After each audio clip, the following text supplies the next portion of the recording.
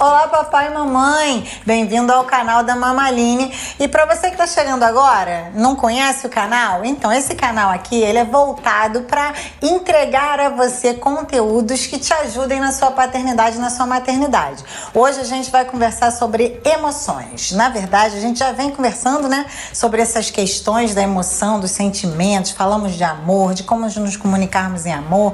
E agora a gente vai conversar sobre uma coisinha, uma terminologia que fez um sucesso danado nos anos 90, todo mundo falava disso, a tal da inteligência emocional, uma competência que o ser humano pode ter, desenvolver, e aí você, pai e mãe, entra nesse circuito para ser esse cooperador do seu filho, para que ele tenha essa competência, essa capacidade de lidar bem com as suas emoções, de ser uma pessoa saudável emocionalmente, saber se recuperar de frustrações sem grandes intempéries, né? Você tem essa função. E aí tem um estudioso dessa área muito bacana que fez algumas ponderações sobre aspectos da inteligência emocional e eu quero compartilhar com você aqui. O autor se chama Daniel Goleman e ele aborda várias questões que podem te ajudar a construir esse entendimento de quão relevante e importante é você incentivar o seu filho a se desenvolver nessa área, desenvolver essa inteligência. O primeiro aspecto da inteligência emocional que ele aborda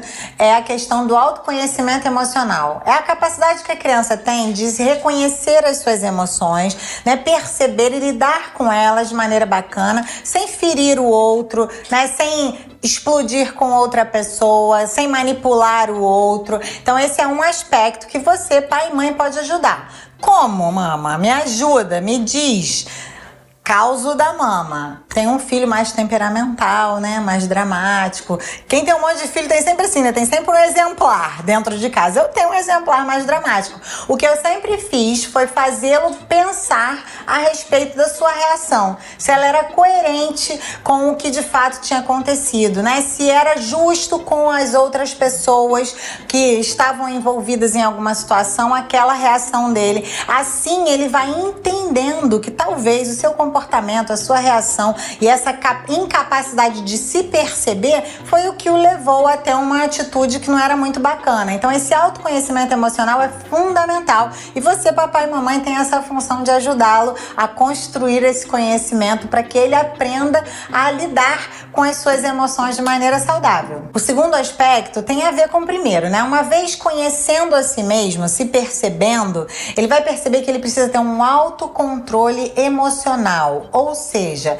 é a competência de, diante de uma frustração, de uma negação, ele saber se organizar de forma a não dar um piti. Por exemplo, né? Tem criança que é assim, quando ele recebe uma negação, uma recusa, né? Quando ele é confrontado em alguma coisa, ele não sabe reagir bem. E esse autocontrole também pode ser desenvolvido através da sua paternidade e maternidade, na verdade da sua intervenção, né? Você pode mostrar para ele que ele tem condições de ter controle das suas emoções e não ser um escravo das suas reações, não se tornar uma pessoa reativa. Terceiro aspecto é a automotivação. Você pode ser um pai ou uma mãe que ajudem o seu filho a desenvolver essa competência de conseguir encontrar motivação em si mesmo. Sabe aquela pessoa que mesmo diante de uma falha, de uma derrota, ela consegue encontrar recursos para se reerguer?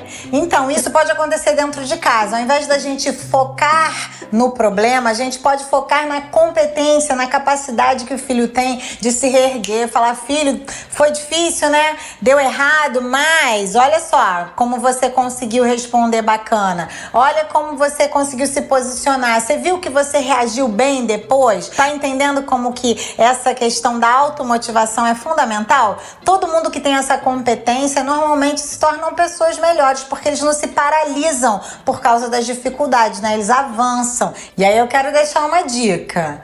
não potencialize o problema. Tem pai que às vezes ele acha que vai ajudar o filho apontando para a questão, né, problemática. Não, você pode falar, filho, olha, deu errado, mas você tem capacidade de fazer isso, isso e isso, porque você é bom nisso, você é bom nisso, e aí você consegue ajudá-lo a romper. Papai e mamãe, incentive o seu filho, né, aborde o lado positivo, fortaleça as competências e as capacidades, foque naquilo que de fato tem relevância e evite apontar para o problema. Quarto aspecto é a empatia. Isso a gente pode desenvolver no nosso filho, né? Que é essa capacidade de ser generoso, de olhar para o outro, de pensar no outro, de ser solidário ao que o outro está passando.